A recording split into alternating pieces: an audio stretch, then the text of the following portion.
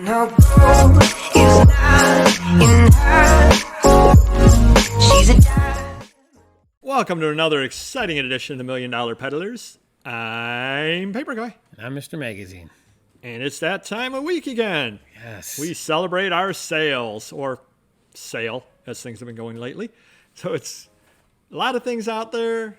Buying season is in its prime right now. You're hitting the garage sales, you're hitting the estate sales, you're hitting the flea markets, and you don't know what to find out there? We're going to give you some tips. Why don't you take it away? All right. Here we go. First one up here was from the Ohio Hall. And this was a movie poster, Rocky. And I think it's perfect timing, which I wasn't aware. It's, I think, 40-year anniversary now. So maybe this is why it sold. But I got $138 out of this.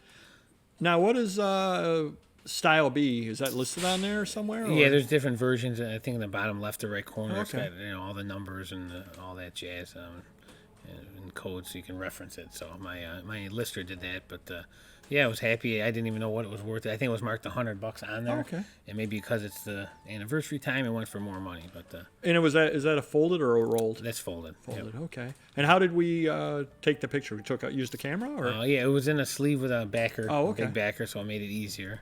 And how are you shipping that out? We're going to fold it and ship Fold it it out. out. Yeah, absolutely. Big difference in price. So if anybody wants to buy a backer, There you go. All right, next, I picked this up from a local customer I've been dealing with for years. This is a full-size replica wrestling championship belt. This is a spinner version. I think John Cena spinner version. now you know you can win those, right? You can win those, yes. Yeah, and they're pretty heavy, too. You know. They hit each other with them, too, and you can see why they would knock them out. But, yeah, it's a heavy metal. I think it's like over 10 years old, 2007. So most of them go for $200. I got $235 out of mine. Pretty happy with that. I put Now, it for auction. how would that have been purchased in the first place? Through their website. Oh, okay. Yeah, they have exclusives. They come out, I don't know, once a month or something, and there's a bunch of different ones out there. So pretty cool. In all different sizes, or is that standard size? No, that's standard size. Yeah, I think they're all adult. Well, I mean, I don't actually. There might be a children's size also, Yeah, but- but as far as size 56. That's what you get for an adult. Yeah, Okay. I would think so. So next, this is a shocking one to me. I think we sold some in the past Q magazines from my, Oh, yeah. my New Yep. York deal. This has Diana Ross on the cover, $152.50. Wow. So there you go. Anytime you're selling a magazine over $100, it's pretty rare, and you're doing well for yourself. So basically, that's a magazine that you can find, hopefully, New York City, around that area, 'cause Yes, that's yeah. where it came out at. Yeah, New York City magazine, very low production, and there's never hardly any on eBay. I got the market corner at this point because I bought that big collection. But yeah, pretty cool, 152. Nice.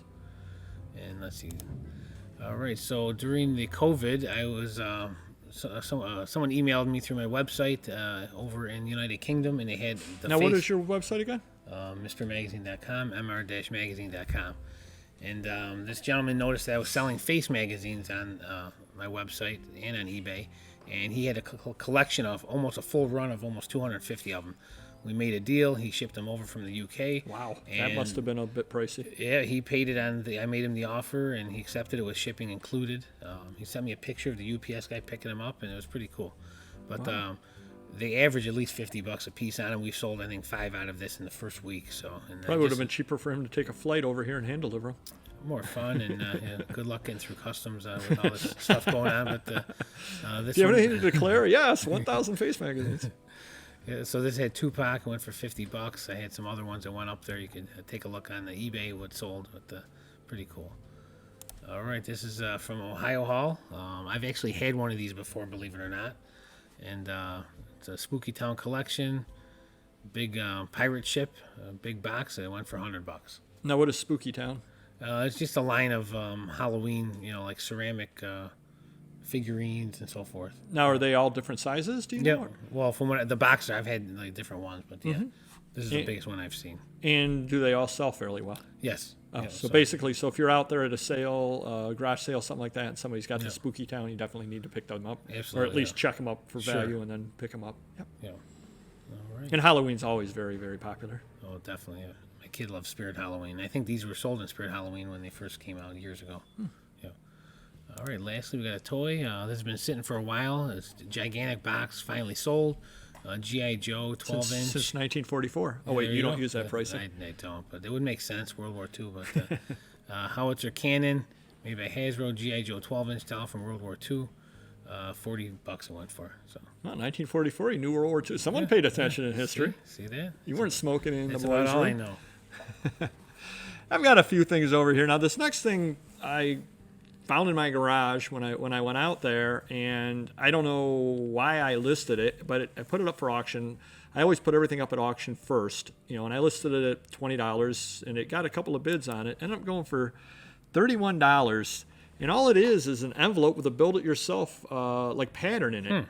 It's got to be old. There's no date on it. It's got to be 1950s, I would guess. Went for $31. It has to be the fact that it's unopened. That's the only thing that I can think of. Very cool. No idea whatsoever. Kind of thing that I would walk by usually at a sale. Not any longer. Not if I can pick up $31 off of it. So cannot argue with that. The next thing we have over here is, who's that there on the cover? Looks like Marilyn Monroe. It indeed is Marilyn Monroe. Red Book magazine. You can find this kind of thing out there. Took an offer on it, $34. Not a huge price, but a lot of people have Marilyn Monroe things out there. Now, most of the dealers, that sort of thing, they would price something like this at $15 to $20. It goes for $34 now. Standard condition type deal. So they have it there. Make them an offer of $10 on it. You never know; they might bite on it, and you might be able to flip it around for $34. Maybe you wait a little bit longer. Maybe you get $40 out of it. Who knows? When I did list it, there were not a lot of these on eBay, believe it or not. So this is not the most common issue out there either. Is that a regular size magazine? Slightly above regular. But when I say slightly, half an inch above regular. So yeah, more or less. Gotcha. Yep. Next thing over here is the Child Story of the Negro. I ended up taking an offer, and I took an offer of $40 on it, which again is less than it's worth. But with eBay cracking down on all the various kinds of deals, I'd rather have $40 in my pocket than for eBay to suddenly decide that they don't like that word and want to take everything down off of it. The person, when they made the offer, said, I would love to have this book. I'm happy to have it gone, mainly because of the trouble, and I don't want to be on eBay's list for some reason or other. And I picked it up in an estate sale. It was sitting out there. I paid like $1 for it. So I'm more than happy to move it, even for $40 is a good deal. But it's just one of those deals. Better to have it gone than to put myself in the crosshairs, given that eBay sometimes changes policies on a dime. Next thing we have here, Standard Cap Graffiti. I know I've talked to you in the past about graffiti magazines. Took an offer of $30 on this over here. Again, you do not see them very often, but this kind of thing is the kind of thing that if you do see one, you're probably going to see more than one. And a lot of times you do find that kind of thing where you'll find somebody who collected that genre, whether it's mountain climbing magazines, whether it's hiking magazines, whether it's graffiti magazines. And that's where a lot of times there's not a lot of other ones out there. And if you can buy them right, much as you were saying with the Q magazines, you can end up cornering the market, and you're almost setting the market price on a lot of things. Exactly, yeah. So say there's some rare mountain climbing magazine you've never seen before, and you've got all 20 issues of it, and you found one of those has sold in the past for $12. Doesn't mean you have to sell yours at $12. List them at $30 a piece across the board.